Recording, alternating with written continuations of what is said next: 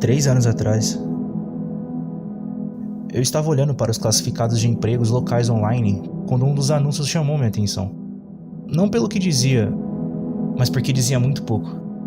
Se eu lembro bem, o anúncio dizia apenas trabalho disponível, bom pagamento, sem benefícios, descrição necessária. Em seguida, listou um endereço de e-mail e era tudo. Na época, eu gerenciava uma loja de música, mas eu já havia começado a ouvir rumores de que fecharíamos no próximo ano e a probabilidade de transferência para outra loja era pequena. Eu havia olhado melancolicamente as listas de empregos nos últimos dias, mas esse foi o primeiro que se destacou, apenas porque eu estava entediado e também porque era estranho. Então eu enviei um e-mail para a empresa. Meia hora depois, eu tive uma resposta, dizendo-me para ir a um determinado prédio comercial em uma parte nobre da cidade, num horário específico para minha exibição. Fui e depois de esperar alguns minutos no saguão, fui levado a um escritório onde recebi uma série de formulários e questionários para preencher. Eles os recolheram e me disseram que entrariam em contato. Eu quase havia me esquecido disso tudo, até que um mês depois eu recebi um telefonema dizendo que havia passado para a segunda fase do processo de contratação. Recebi novamente o endereço e uma hora. Quando cheguei, dessa vez era um belo parque de escritórios diferente, a 20 milhas de distância do primeiro. Eu fui recebido por um homem que se apresentou como Sr. Solomon. Ele me acompanhou até uma grande sala que continha uma cadeira e uma mesa.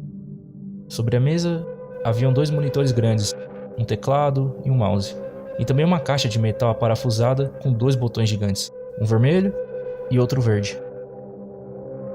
Ele me disse que essa sala era um modelo para o lugar onde eu estaria trabalhando se aceitasse o emprego. Ele descreveu o trabalho da seguinte maneira: eu estaria trabalhando em 7 turnos de 6 horas por semana. O meu trabalho era simples. Eu chegava ao trabalho 10 minutos mais cedo e entrava em uma área externa que parecia um vestiário. Eu teria meu próprio armário pessoal. Eu guardaria todos os pertences no armário e colocaria as roupas de trabalho fornecidas. Eu nunca deveria, em nenhuma circunstância, carregar qualquer item meu para a sala de vigilância.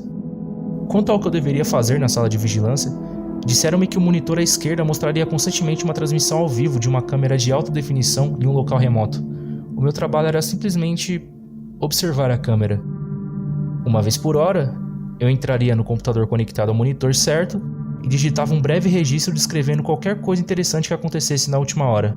Eu não teria canetas, lápis ou papel e nunca deveria tentar fazer qualquer tipo de anotação por escrito sobre o trabalho. Quanto aos botões vermelho e verde, o botão vermelho só deveria ser usado em caso de emergência. Isso significava algo no vídeo ou na minha área de trabalho que queria alguma ajuda externa. O botão verde deveria ser pressionado se eu visse algo no feed do vídeo que fosse particularmente notável. Isso diria às outras pessoas em algum lugar que, pelo menos na minha opinião, algo interessante estava acontecendo. Solomon enfatizou que, embora me fosse dado critério sobre quando usar esse botão, eu deveria apertá-lo apenas e se quando algo de real significado ocorresse. Ele apontou para a câmera no teto na sala em que estávamos. Ele me disse que a sala real seria a mesma. O meu trabalho seria observado e outras pessoas também assistiriam à sala no feed do vídeo. Ele disse que eu era apenas uma redundância caso os outros sistemas falhassem. Então ele sorriu e perguntou se eu sabia o que ele queria dizer com redundância. Eu balancei a cabeça, tentando não mostrar minha irritação. Eu não falo muito bem com as pessoas, então às vezes elas pensam que eu sou burro. Tudo bem, deixa ele pensar isso se me pagar bem o suficiente. E o pagamento era muito bom, $35 por hora. Isso me preocupou um pouco. Eu já estava pensando que era algum tipo de experimento psicológico ou trabalho secreto do governo, com o qual estava bem. Mas tanto dinheiro para sentar e assistir a uma tela?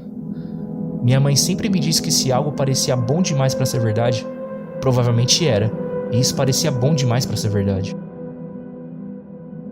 Eu perguntei a ele se eu faria algo ilegal. Solomon riu e disse que não. Perguntei se alguém iria se machucar. Novamente, ele balançou a cabeça negativamente. Ele disse que o motivo pelo qual eles estavam pagando tanto era porque precisavam de funcionários motivados a serem profissionais e discretos. O trabalho que estavam fazendo era importante e, por vários motivos, ele não podia ser discutido. Se eu aceitasse o emprego, eu teria que assinar papéis prometendo que nunca falaria sobre meu trabalho lá, ou poderia ser processado ou até preso. Eu só tô quebrando o sigilo agora por causa de tudo que aconteceu comigo. Então aceitei o emprego. E como eles queriam que eu começasse imediatamente, eu tive que sair da loja sem aviso prévio. Eu me senti meio mal com isso, mas eu também estava animado com o novo emprego. Era muito dinheiro e parecia ser um trabalho muito fácil, embora um pouco enfadonho. Eu estava um pouco nervoso por achar que havia algo nisso, mas eu disse a mim mesmo que simplesmente teria que ver. Não adianta eu ter medo e perder uma boa chance dessa só porque eu deixo minha imaginação enlouquecer. Foi me dada a localização do trabalho em si e, quando eu fui lá, fiquei surpreso ao ver que realmente era exatamente como o quarto do modelo que haviam me mostrado, com algumas pequenas diferenças.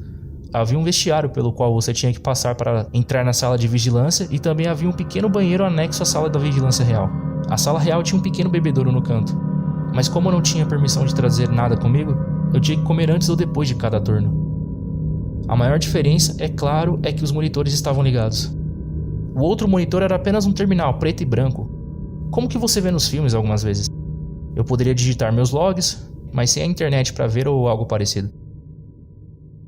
O monitor esquerdo era um vídeo de uma sala.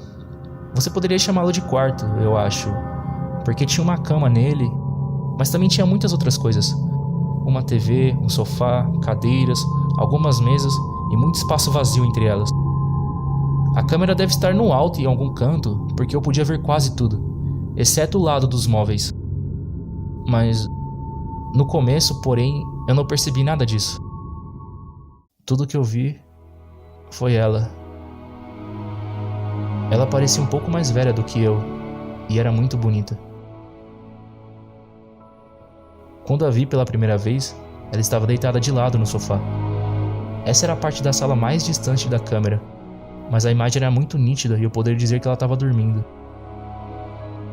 Eu me peguei inclinando-me mais para perto do monitor para poder vê-la melhor, então eu pensei no que eu estava fazendo e me senti envergonhado. É como se eu a estivesse espionando. Um bisbilhoteiro, como minha mãe costumava dizer. Eu não queria ser um bisbilhoteiro, mas eu também não queria ser um idiota. Eu precisava saber sobre o que estava acontecendo. Era um bom trabalho e eu não estava fazendo nada de errado, certo? Eu não estava machucando ninguém. A mulher parecia bem.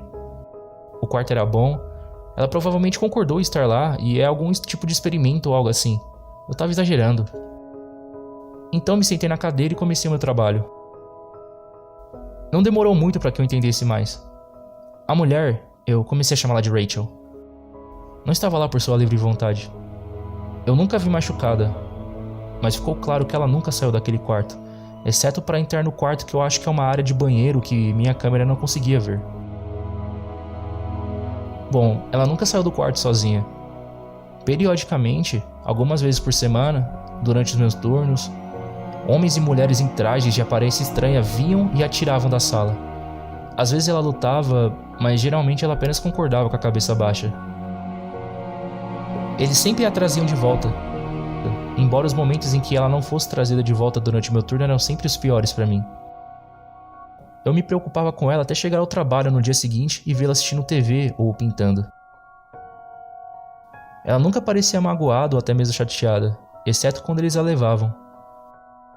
E mesmo quando ela resistia, eles sempre foram gentis com ela.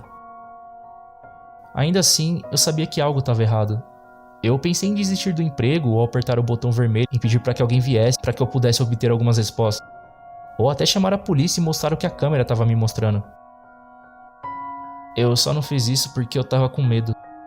Com medo de perder meu emprego e com medo do que essas pessoas podem fazer comigo se eu desistir ou denunciá-las. Solomon me disse quando aceitei o trabalho que a parte de ser discreto era não fazer perguntas. Nunca me pediram para fazer mais do que já me disseram, mas eu não poderia em hipótese alguma contar a ninguém o que eu vi ou fiz. E nunca poderia fazer perguntas sobre o que eu estava fazendo ou o porquê. Então eu deixei pra lá. Era tudo um experimento. Ela estava louca ou doente, eles estavam tentando ajudá-la.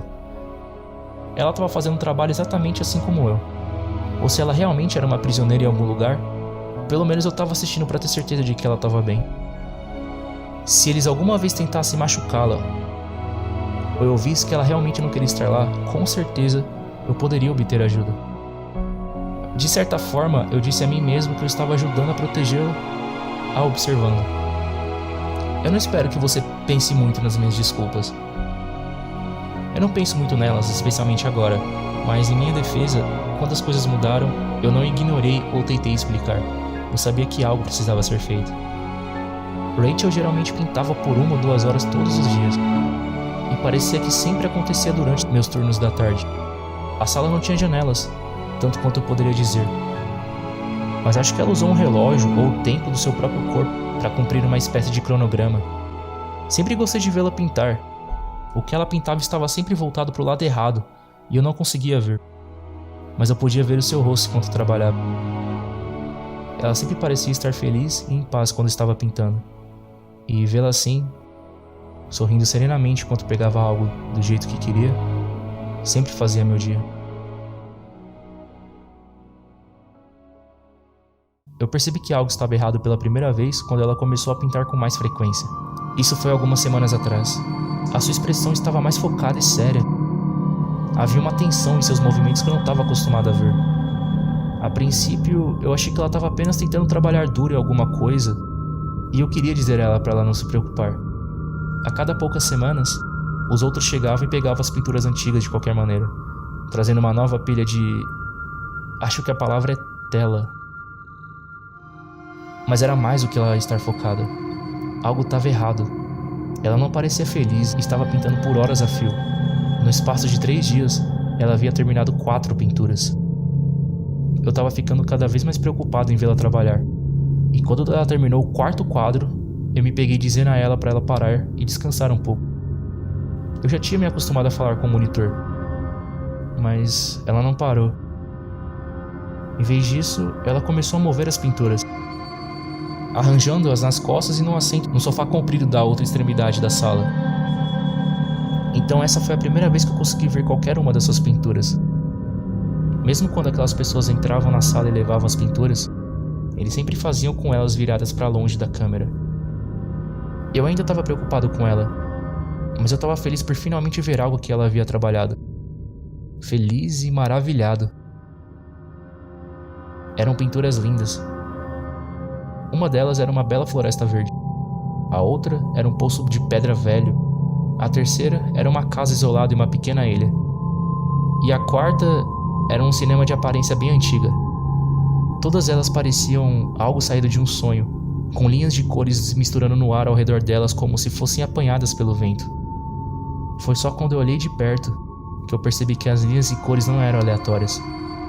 Elas eram palavras, fáceis de perder se você não estivesse olhando de perto. E por si só, elas não pareciam significar muito. Apenas o esboço de uma palavra em algum lugar em cada uma das pinturas. Inclinei-me para o monitor, então apertei meus olhos, tentando ler as palavras. Então meu coração começou a bater forte quando finalmente consegui as ler. Piscando e esfregando os olhos, eu olhei de novo, lendo em voz alta e em ordem, da esquerda para a direita, da superior até a inferior. Por favor, me ajuda, Thomas. Eu me afastei do monitor, com a minha mão sobre a boca. Eu não sabia o que fazer. Eu não sabia como isso poderia estar acontecendo. Não era apenas porque ela estava pedindo por ajuda. Embora fosse uma grande parte disso. É porque o meu nome é Thomas.